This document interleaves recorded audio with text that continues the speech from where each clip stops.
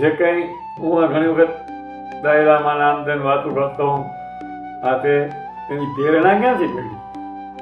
પ્રેરણા મારે મેણાભાઈ ગઢવી, આમ તો અમારા બેને મામા ભાણેજનો સંબંધ છે અને હું એને મામા કહું છું, એ મને ભાણેજ કહે છે. ઘણા વર્ષનો નાતો છે, બાપાના મિત્ર હતા. અને પણ મારા તો ગુરુ કહેવાય કે જે કંઈ હું વાતચીત કરતો, જે વાતું કરતો એ મેળા મામાની પ્રેરણાથી આ વાતું કરું છું. નકર આ વાત આપણે આવડે નહીં, આની ખ્યાલ પણ ના પડે. એમ આજે મેળામાં સપૂજા વાતું થાય છે, નકર આ કાંઈ વાતું થાય નહીં. એવી રાકેશભાઈની ફરમાઈશ છે કે દાદા તમે એક વખત રાજપૂતાની ભૂલની વાત એને ઘરે અમે હતા જ્યારે કરી હતી, એ વાત આજે મારે સાંભળવી છે. રાજપૂતાણીની ભૂલની વાત કંઈ ખરેખર તો રાજપૂતાણીની ક્ષત્રિયાની કોઈ ભૂલ હોય જ નહીં, ગેરસમજ હોય એવું બની શકે. રાજપૂતાની કોઈ ભૂલ ના કરે, ભૂલ હોય જ નહીં. એમની વાત તારું નામ જ એવું છે, રાજપૂતાણીની ભૂલ.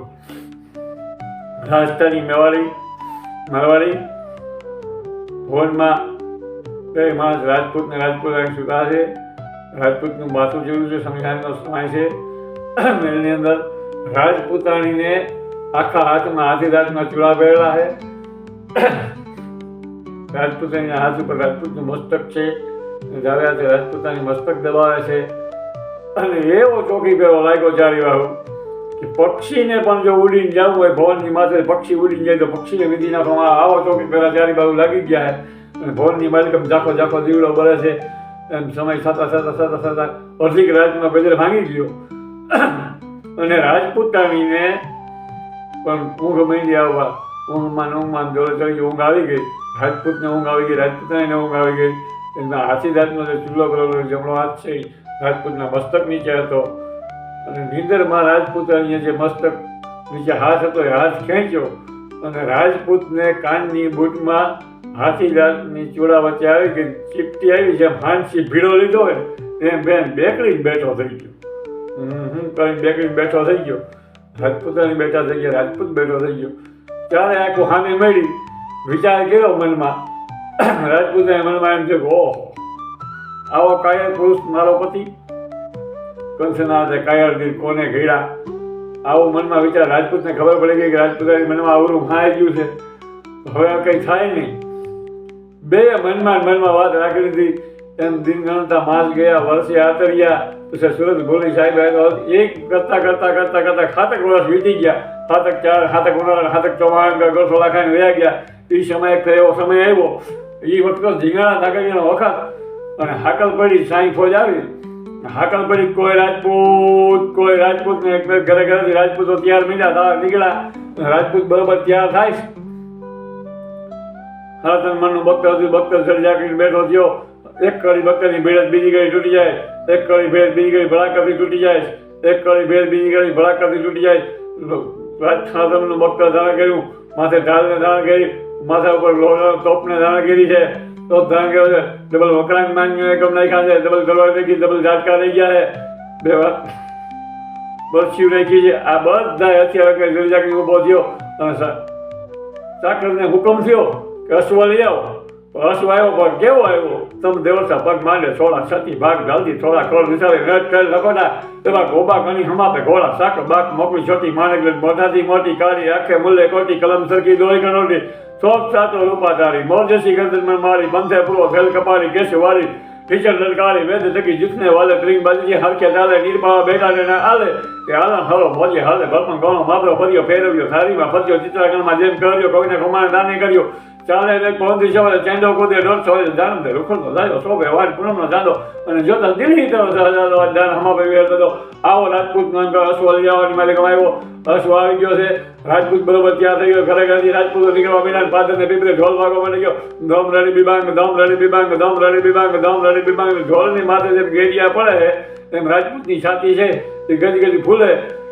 ભક્તની કર્યું માંડી દીધું. આ રાજપૂતે બરોબર એમ કે માજ મેરી શાક વાળી માલિકમ આવ્યો. પાછું વાળી જોયું રાજપૂતાણી છે એ ઉમરું પકડી વાસ. રાજપૂતનું ધ્યાન પડ્યું, ભાલું ભૂલાઈ ગયું. રાજપૂતાણીને કીધું હે રાજપૂતાણી, ભાલું રહી ગયું છે, ભાલું અંબાવો.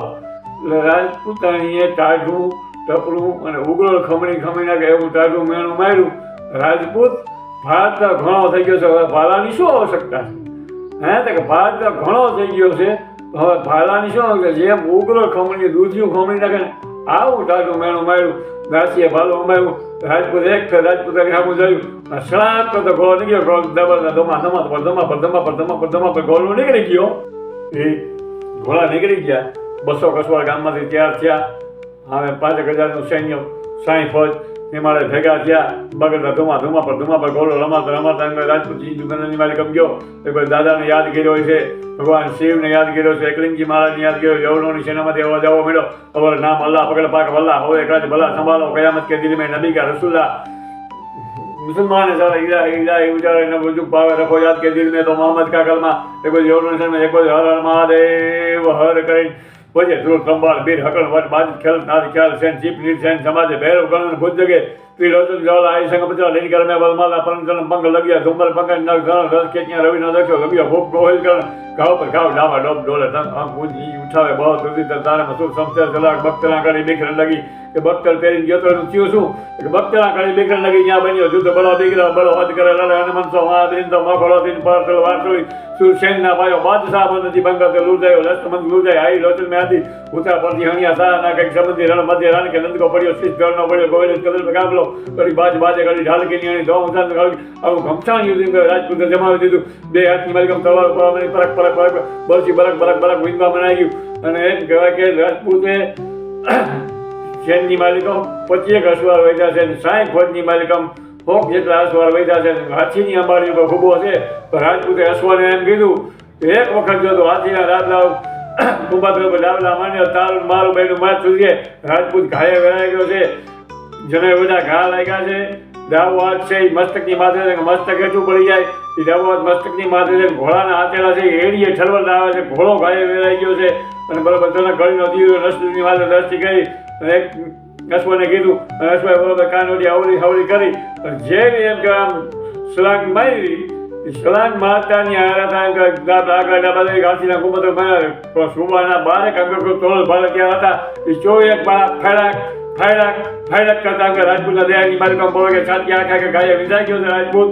પણ હાથની માલિકમ ભાંગલ કરવાનું જે છૂટું હતું ઘોડે જેવો ડાબલા રાજપૂતે છેક મારી પર અજમલી આધાર જેમ અજાજી મહારાજ અમારી ઉપરથી ઉચ્ચાર અજમલી આહાર અમારી હીરા આહાર અજમલી એમ છેક મારી અજાજી મહારાજ ગયા હતા અમારી પાસે આહાર આવ્યો હાથની માલિકામાં ભાંગેલી તલવારનું છૂટું હતું એ છૂટાનો જેમ ઘા કર્યો પ્રહાર કર્યો ટોપી કટ ટોપા કટ શિષ્ય કટ ઉપમા જો રાહુ કટ મંગલ અને મંગલ ગુરુ ગયો અને ગુરુ બધું ચંદ્ર આવી એક બાજુ ફૂવો પડ્યો યુદ્ધમાં સેંડવેલો હાથી બરોબર ફોન લાંબી કરી અને રાજપૂતને કઈડેથી પકડ્યો. કેળેથી રાજપૂતને પકડીને ચકર ફગાવ્યો આકાશ માલિકમ 35 માથે હાથમાંથી ઊંચો ફગાવ્યો આમાં દંતાવળું કર્યા અને રાજપૂત ફરતો પાછો આવે છે ચકર રાજપૂત આવે છે આમાં હાથીએ દંતાવળું કર્યા પડ્યો તો હવરો પડ્યો રાજપૂત એ રાજપૂતના હાથમાં જે ભાંગલ કરવાનું છૂટું હતું હાથીના કુંભાતળ ઉપર આવ્યું હાથીના કપાનો ત્યાં કૂબો પડ્યો હાથીને દંતાવળ છે છાતીએથી વાગ્યા મોહરવા નીકળી ગયા. મહાની બાજુ બે દંતાઓ નીકળી ગયા. કૂબો પડ્યો, હાથી પડ્યો, રાજપૂત પડ્યો. આ બધું આમ ભેગું થયું એટલે રાજપૂતે હાથી છાતીમાંથી મોહરવા નીકળી ટેકો લઈને બેઠો અને મનની માલિકો એક જ વિચાર હતો કે હવે જો આ રાજપૂતાણી આવે તો કહી દો કે આ તારો હીરો એ પતિ છે કે બીજો હોય. એટલા માટે રાહ જોઈને જમને જીવને બેને વાત મળી ગયો હાલવા. રાજપૂતાની ગામમાંથી બધી રાજપૂત ક્ષત્રિયનું નીકળી છે, દમડિયા જોડાઈ ગયા છે, કોરાજના કુંડ રહી ગયા છે. એમ રાજપૂતને ઘરે રથ જોડાઈ ગયો. રથમાં પાણીના ઢાંસો નાખે. દાસી એમ કે છે હલો બા સાહેબ આપણે પણ યુદ્ધમાં જવું જોઈએ મસ્તક લેવા માટે સબ લેવા માટે. એટલે રાજપૂતાની કહે છે કે આપણે જવાની જરૂર નથી. આ મારો લોયો હમણાં નદી ખાતેથી ક્યાંકથી ન લોયો હમણાં એવો ને એવો આવશે આ મને એનો ભળો હશે. એટલે દાસી કે વિચારતા કરો આપ કોના દીકરી છો, આપ કોના આપણા હાસુ કોણ છે, તમારે જવું છે આ ના તો આપણી ફજેતી થાય. તો રાજપૂતાની જાય છે બરોબર એમ કહેવાય. ચારે બાજુ યુદ્ધના મેદાનમાં ઘમસાણ યુદ્ધ મચેલું હતું. એમાં ચારે બાજુ નજર નાખી બાકી રાજપૂત દેખાતો નથી. બરોબર મધ્યસ્થાનમાં યુદ્ધની માલિકમ જાય છે જ્યાં ઘોડાના હાથથી કપાયેલા પડ્યા છે, કોઈ ભાન નથી રહ્યું. ગીધડિયું છે એ વિચાર કરે છે. ગીધડિયું કોઈનો કાન લઈ જાય, કોઈનો હાથ લઈ જાય, કોઈનો પગ લઈ જાય, બધું ચોંટી જાય છે. પણ રાજપૂત જ્યાં પડ્યો છે ત્યાં ગીધડી જવાની જીગર નથી કરી શકતી. શું કામ? આખું ભાઈ ખુલી છે, ચક્કુ ખુલ્લા છે, એટલું શરીર ભાલાથી વિંજાયેલું છે, ભાલાથી ચારે બાજુથી ભાલા લાગેલા છે. ગીધડીઓની જ્યાં જવાની જીગર નથી પડતી, એવો કશુંમાં આંખનો નેણ છે. એમ લાગે છે કે હજી આ રાજપૂત તો જીવતો છે, મેળો હોય એવું. ગીધડીયું ને એવું નતું, ગીધડીયું મહાન નથી. એ બરાબર રાજપૂતાની યુદ્ધ મેદાનની માલિકમ જાય છે અને સામું જોવે રાજપૂત. હા રાજપૂતને અફસોસ થાય. હવે તો ખાય શું? છેટું પડી ગયું, બે માણસને છેટું પડી ગયું. હવે છેટું પડી ગયું, આનાથી વિશેષ બીજું થાય શું? પણ હવે તો એકરાર કરવાનો રહ્યો, એના સિવાય બીજું કોઈ રાજપૂતાની બહાર રહ્યું નતું. એકરાર કર્યા વિના હવે આ કઈ થાય નહીં. રાજપૂતાની બરોબર વિચાર કરે, હવે તો એકરાર સિવાય કરવા સિવાય બીજું કઈ રહ્યું નહીં. આપણે બેને બહુ છેટું પડી ગયું છે. પણ રાજપૂતાની કહે છે તેથી ચૂડા તણી ચીપે તો કણ કણો તો વાલા ધણી ઊંધું બજી હું ભાગણ રે થઈ મોરી ભૂલ ઘણી.